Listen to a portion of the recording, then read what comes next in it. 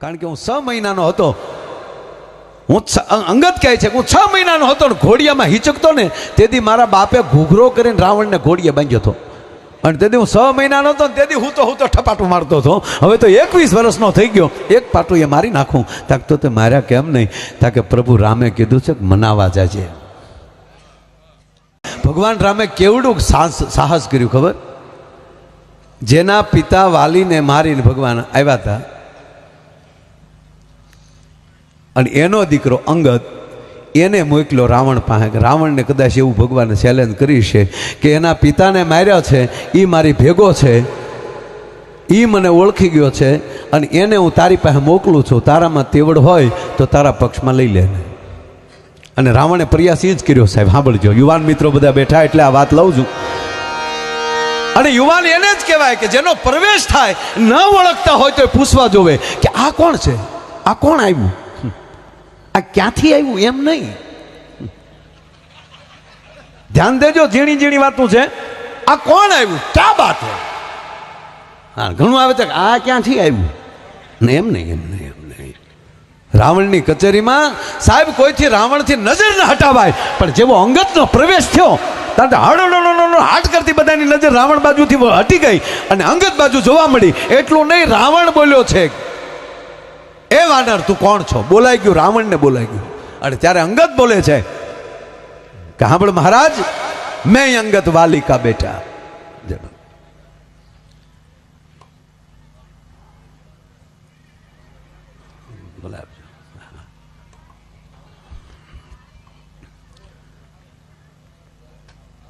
રાવણ પૂછે છે, હજી કોઈને નીકળવું હોય તો છે, ગેપ પીડ્યો છે ત્યાં નહીં, કોઈ વાત હાલતી હોય ને ત્યારે થોડુંક મને ડિસ્ટર્બ થાય. બાકી જોક્સ કહેતા હોય ત્યારે તમે ગમે ત્યાં વયા જાઓ.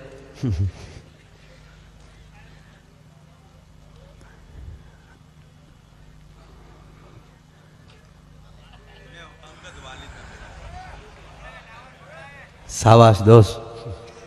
અને અમારે એ જોવાનું છે કેટલા બેઠા એ મહત્વ નથી, કોણ કોણ બેઠા એ મહત્વનું છે.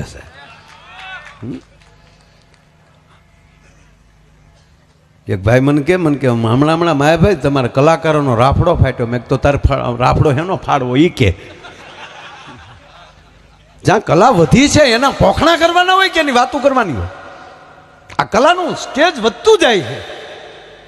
અને એમાં કીર્તિભાઈ આવ્યા પછી તો આખું આમ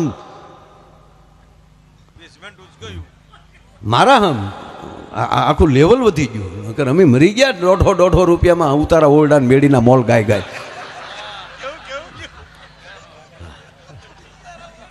આ ખુશી કોની છે?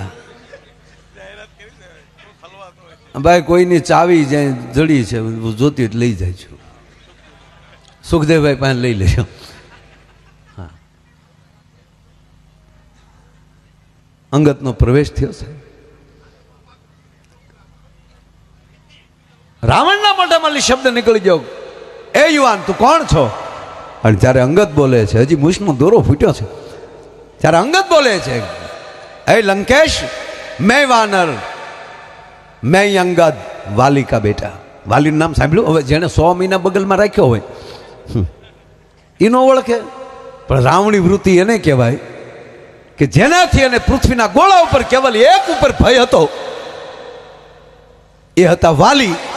અને વાલીને તો ભગવાન રામે વિદાય આપી દીધી. એટલે આને જે ભય હતો ને એ નીકળી ગયો કે હવે આ પૃથ્વીના ગોળા ઉપર મને મારે એવું છે કોણ? અને ત્યારે અંગત કહે છે કે હું એ વાલીનો દીકરો છું. મહારાજ તમે ક્યારે નામ સાંભળ્યું છે એનું? હા, એક હતો વાલી, મહાન હતો. તું એનો દીકરો છો? અહીંયા. હા મહારાજ, હું વાલીનો દીકરો છું. કોક દી રામાયણમાં ડોક્યું કરજો મારા બાપ. રાવણ બોલે છે તારી જનેતાએ તારા કરતા પથ્થરને જન્મ આપ્યો તો સારું હતું. તારા પિતાને જેને મારી નાખ્યો એના ભેગો તું બેસી ગયો. હું અંગત તને કહું છું તું મારી ભેગો આવી જા અને આપણે બે એક થઈ અને પછી તારા બાપનું વેરવાળીએ. અને હવે અંગત બોલે છે મહારાજ માફ કરજો, વાલી મારા પિતા હતા, પણ મહારાજ આપણે સાંભળ્યું છે કે મરતા મરતા કોઈ માણસ ખોટું ન બોલે ને, કે ના કોઈ ન ખોટું બોલે. તો સાંભળી લો મહારાજ, મરતા મરતા મારો બાપ એટલું બોલ્યો છો બેટા આખી દુનિયાને મૂકી દેજે, આ રામને ન મૂકતો. અને એ જ મારા પિતાને ભગવાન રામ એટલું બોલ્યા હતા કે વાલી માગી લે, શું આપું તને, કે તો અમર કર દઉં. કે મારા બાપ તને મેળવવા માટે હજારો વર્ષ સુધી હિમાલયની કંડરોમાં તપ કરીએ, છતાં તું ન મળે. આજ અમારી હામાં પ્રત્યક્ષ તમે ઊભા હો, તને જોતા જોતા મારી આંખ વિચાઈ જાય, આનાથી મોત બીજું કોને મળે. માટે મારે હવે અમર નથી થવું. પણ પ્રભુ, હવે જો તમે મને માગવાનું કહેતા હો તો એટલું કહું છું કે મારા દીકરાને તમારી પાસે રાખજો. મરતા મરતા મારો હાથ રામના હાથમાં આપ્યો છે. અને ત્યારથી સાહેબ આપણે તે સ્કૂલમાં તે વાલી શબ્દ આવે છે. છોકરાને કોઈને એમ કહે ને જાઓ તમારા વાલીને બોલાવતા ગયો, એ વાલી એટલે શબ્દ આવ્યો કે જે બાપ રામના હાથમાં જેના સંતાનોના બાવડા હોપે ને એને વાલી કહેવાય, બાકી ગમે એને હોપી દે એને મવાલી કહેવાય સાહેબ. એને બદલે આપણા માવતર એવા ભાગશાળી છે કે મા મોગલના હાથમાં આપણા બાવડા હોપ્યા છે. બાપ મા મોગલના સાનિધ્યમાં આપણે રમીએ છીએ. અને ત્યારે અંગત એટલું કહે છે કે મહારાજ માફ કરજો, મારા પિતાએ જેમ કીધું છે કે પ્રભુ રામનું ચરણ છોડતો નહીં, એટલે મહારાજ માફ કરજો. પણ એટલું કહું કે મારા પિતા બહુ મહાન હતા, પણ લખણ તમારી જેવા હતા ને એટલે પ્રભુ રામે માર્યા છે. માટે હું તમને કહેવા આવ્યો છું કે એ એવા દયાના સાગર છે, તમે ક્ષમા માગી લેશો તો 110% તમને કહું કે પ્રભુ તમને ક્ષમા કરી દેશે. માટે મારું માનો અને આપ આ બધી જીત મૂકી ગયો. અને રાવણ ખીજાણો છે, હે વાનર, તું મને સલાહ દેવા માટે આવ્યો છો? સલાહ દેવા માટે નહીં, વિનંતી કરવા માટે આવ્યો છું મહારાજ. અને ત્યારે રાવણ ક્રોધિત થઈને કહે છે કે સાંભળી લે અંગત, તમે બધા આવ્યા છો, રીસ અને વાનર આવ્યા છો, એ તો અમારા લંકાના માણસોનો ખોરાક છો. મારી સામે લડેવા છો કોણ? રામના બાણની તાકાતની મને ખબર છે, પણ શક્તિનું અપહરણ મેં કર્યું છે. એટલે ભગવાન રામ પણ મારી સાથે લડીએ કઈ પરિસ્થિતિમાં છે નહીં. લક્ષ્મણ શેષ નારાયણ છે, પણ ભાઈની પરિસ્થિતિ આવી જોઈ અને એ પણ લડીએ કરવાના મૂડમાં નથી. બાકીને રહ્યા છો તમે બધા વાંદર, એ તો નદીના કાંઠાના ઝાડવા જેવા છો. જેમ નદીમાં ઘોડાપૂર આવે અને પછી કાંઠાના ઝાડવા છે હળું હાફ કરતા એમ કે દરિયા ભેગા થઈ જાય, એમ રાવણ રૂપી નદીમાં જેથી ક્રોધ રૂપી પૂર આવશે તેથી તમે બધા તણાઈ જવાના છો. એટલું કહીને રાવણ જો સાનો મનો રહી જાય તો આબરૂ રહી જાય. પણ આગળ વધ્યો કે હા અંગત, એક કહું, તમારા જે ટીમ છે ને, તમારી જે આખી સેના છે ને, એમાં એક થોડોક મને મહાન લાગ્યો. કોણ મહારાજ? કે થોડાક દી પહેલાં જે મારું ગામ હળગાવી ગયો ને, કોઈને હા ન લેવા દીધો. ખરેખર જ્યારે અશોક વાટિકા જ્યારે હનુમાનજી ઉજળ કરતા હતા ને, કારણ કે મા જાનકીને કીધું કે મા હવે હું એક તો હું દરિયો કૂદીને આવ્યો છું, અને પાછા રસ્તામાં જેટલા હામા મળ્યા ને એ મને ખાવાવાળા જ હામા મળ્યા, મને ખવડાવે એવો કોઈ મળ્યો નહીં. પણ તું મા છો એટલે મા હું તને એટલું કહું, મને હવે ભૂખ લાગી છે, મને કંઈક ખાવાનો બંદોબસ્ત કરી ગયો ને. અરે કે બેટા, અહીંયા લંકામાં ક્યારે હું નીકળે કાંઈ નક્કી નહીં. આમાં ઘેના ઝાડવા છીએ મને ખબર નથી, પણ આ અશોક વાટિકામાં તને એક વિનંતી કરીને કહું, નીચે પીડ્યા હોય ને એ ફળ ખાજે, પાકલ હોય ને એ ફળ ખાજે, જોઈને ખાજે. હવે અંદર અહીંયા બગીચા માટે મારવા ગયા ને એટલે સ્વચ્છતા અભિયાન પૂરું હાલતું હતું લંકામાં. પાંદડું હેઠું ન પીડ્યું હોય એમાં ફળ ક્યાંથી પીડ્યું હોય? હનુમાનજી કે માએ કરી ભાઈ હો, આમાં હેઠે ક્યાંય પડેલું નથી. પણ કે કાંઈ વાંધો નહીં, આપણે હેઠે પડે એ જ ખાવાને. એટલે થળિયા માલી હલાવે.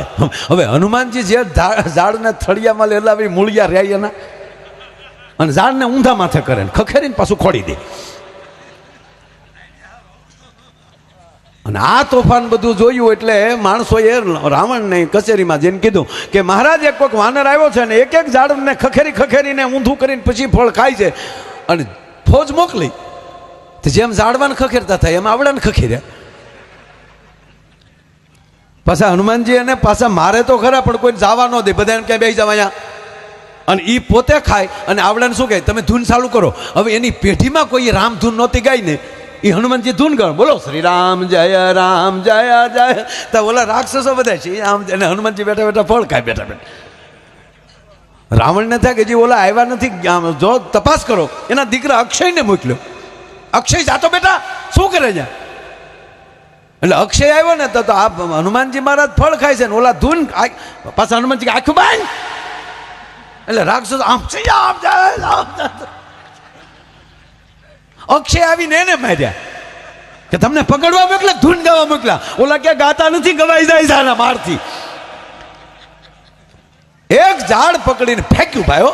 હનુમાનજી મહારાજ બેઠા બેઠા અક્ષયનો ક્ષય થઈ ગયો. જેટલા જેટલાને મોકલ્યા એ બધાને ધૂન ગાતા કે કરી દીધા મારી લંકામાં. એક હનુમાનજીમાં મને તાકાત દેખાણી. મારા દીકરા અક્ષયનો પણ ક્ષય કર્યો અને બ્રહ્માસ્ત્ર સિવાય બંધાણા નહીં. અને એટલું નહીં અંગદ, એનું પૂછડું કવડું છે હજી અમારી પાસે માપનું આવ્યું. ગામમાં ઘાસલેટ તેલ કાંઈ રહેવા ન દીધું. જેમ ગોદડા ગાભાન કપડાને વીટવીએ ત્યાં એટલું લાંબુ થાય. હેરીએ સીડ્યું ટ્રાફિકમાં માનતું હતું.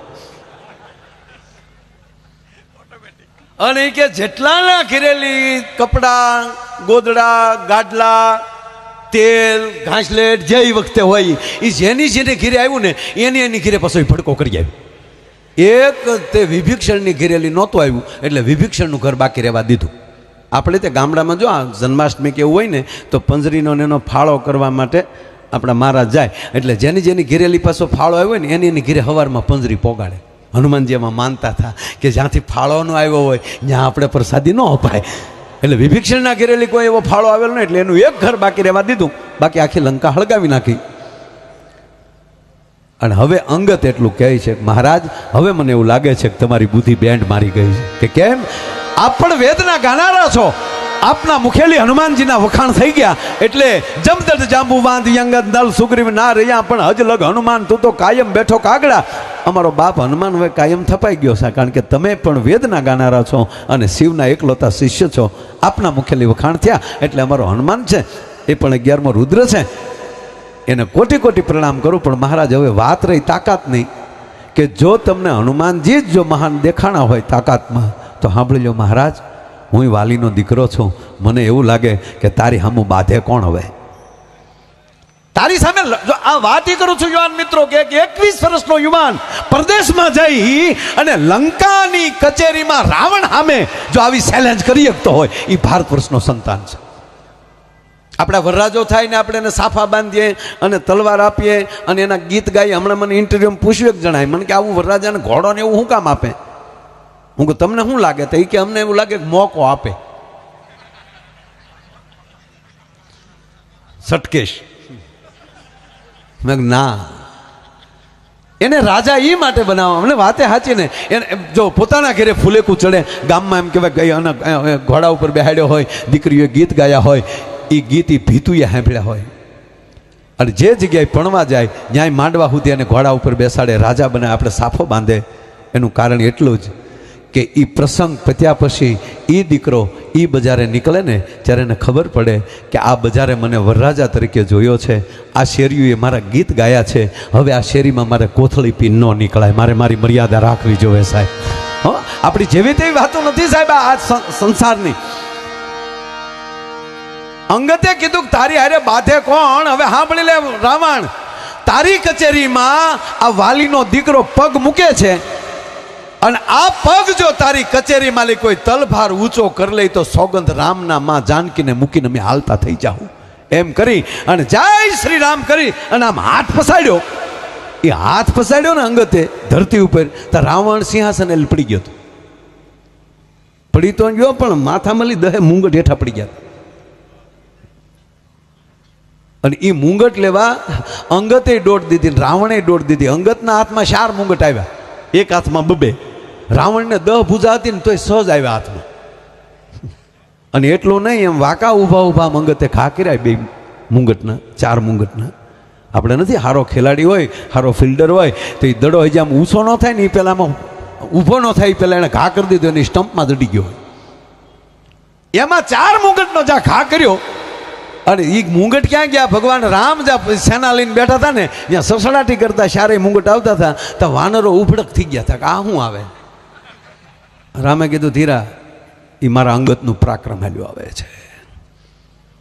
હજી યુદ્ધ પહેલા જો રાવણના મુંગટ માથામાં લઈ શકતો હોય એ લંકાને જીતવામાં વાર ન લગાડે.